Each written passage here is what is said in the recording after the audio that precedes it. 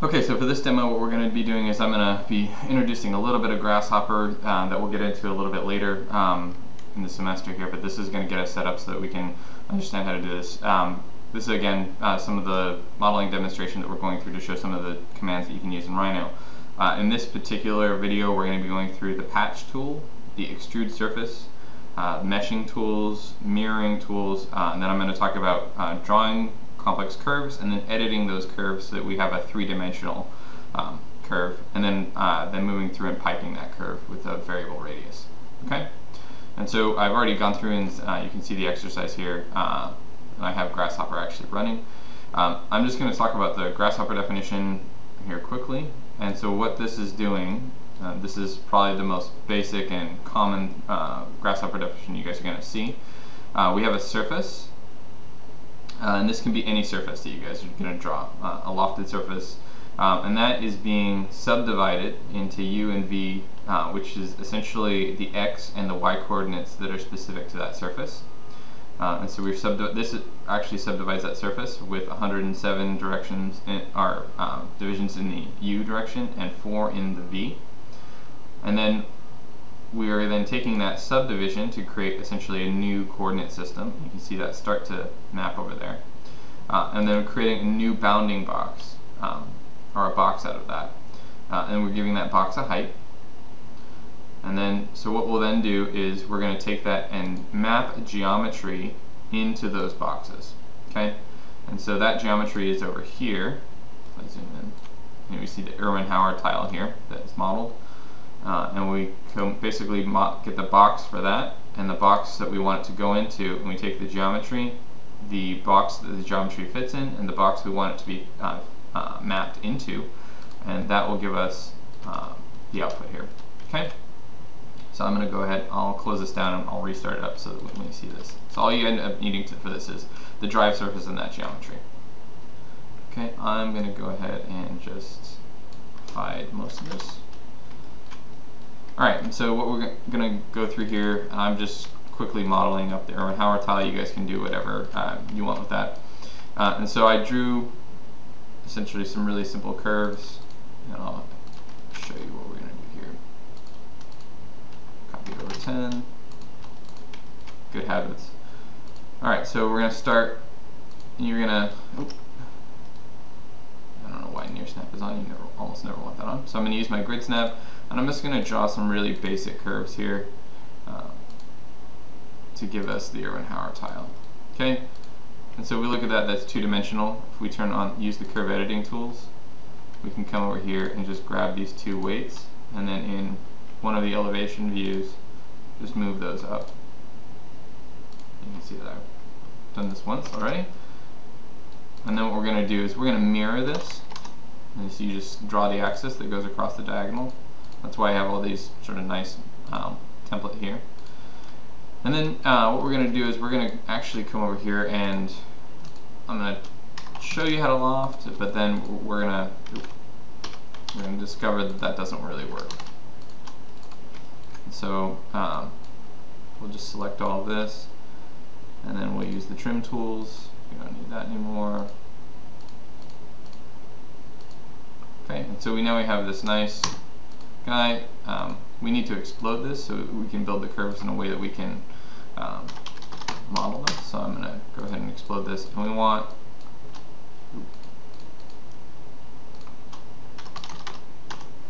there we go. So we can come over here and we'll join these, and we'll join these. Alright, so my initial sort of thinking on this was that we could loft this, and what happens when you loft it is we get this undercut, and I'll shade this in.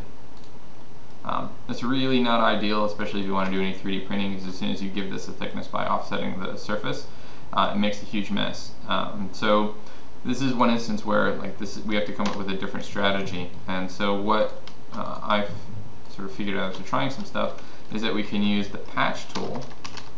And what that does is it takes a network of curves and then spans them through U and V divisions, and it gives us this really nice sort of clean surface here. Okay, and then from there what we can do is we can then extrude the surface.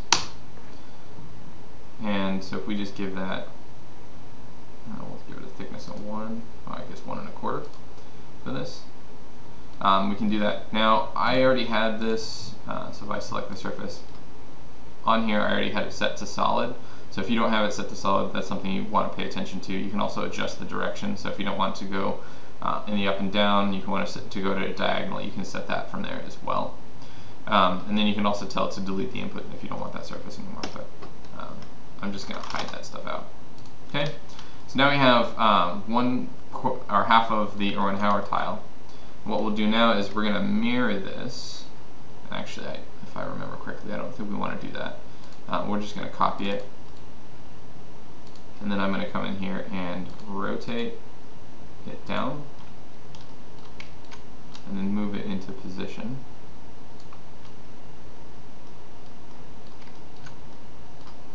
And then I'm going to move, and I'm going to just have my object snaps on and snap that down.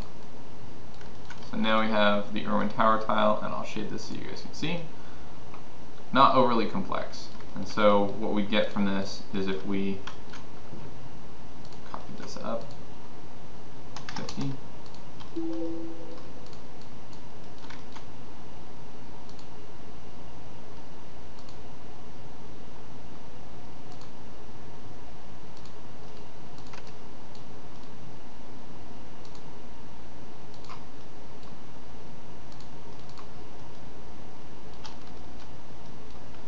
And then we'll shade this so you guys won't see the seams. And you can see how this is actually going to work. So this is going to be the pattern that we're going to map onto the surface here. Alright, so now let's get into the building of that surface. So what we're going to do now is I'm just going to draw a curve here, and we're going to end up having this thing sort of flowing on along this guy at some interval here. And so I'm going to go ahead and then turn on the control points for this. And you can, once you have the control points on, you can start to edit and massage this thing around. And then the really nice feature about this is, I'm just going to select all these control points so I can move this out of the way here. If we go into one of these other viewports, as long as we're holding shift or in ortho mode, we can come in here and manipulate the vertical translation of this without adjusting the horizontal. And so we can essentially sculpt this into a nice sketch where the two things are actually talking to each other.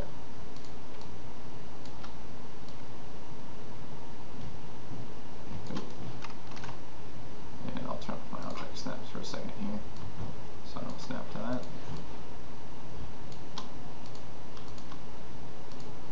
I'll pull that around. Okay. Alright, so that might be some estimation of what we want here. You obviously can spend more time if you're trying to do that, but you can see in here now that this is actually undulating in 3 dimensions here. Alright, and so then what we're going to do is we need a surface to drive our mapping tool on. So I'm going to use the pipe tool. Escape. And I'll use the pipe tool. So we select the curve that we want to pipe, and then it's going to ask us for a radius here. And we can either set this radius by typing it in, or we can just sort of eyeball it. And because for my purposes, I'm just going to go ahead and eyeball it. We don't want to set too many on this, just because it's going to make my computer go crazy here. So 4 ought to do it. And then we hit enter or right click when you're done. And we get this nice sort of intestinal undulating on top of itself form. And then what we're going to do is we're going to copy that away.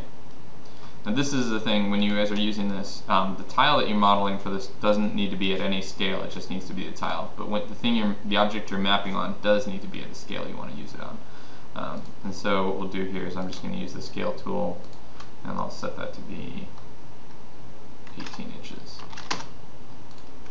So now we have a geometry here.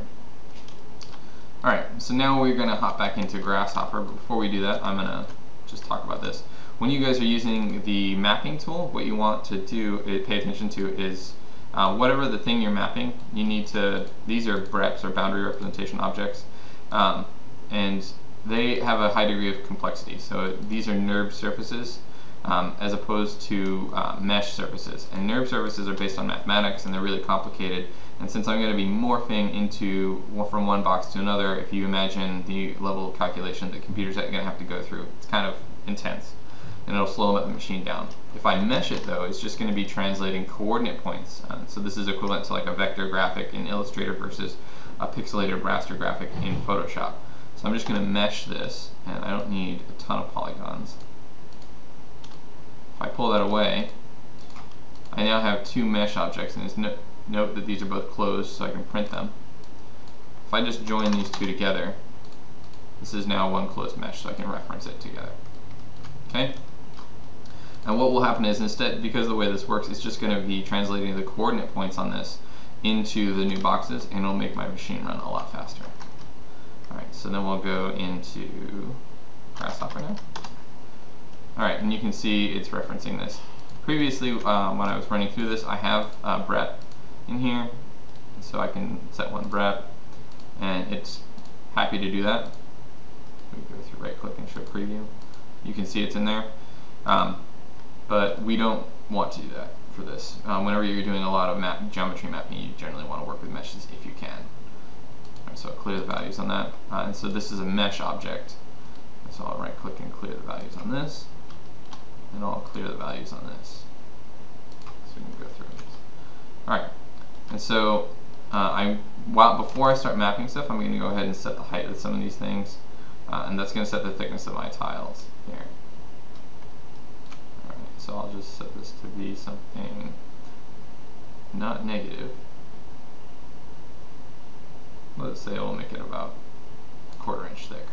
Okay, and you can, if you right click on this, or sorry, double click on this, you can actually type in the value, so 0.25. And this is an integer base, so this is always going to snap to that number. I'm going to also decrease this so I don't go crazy, and I'll increase this.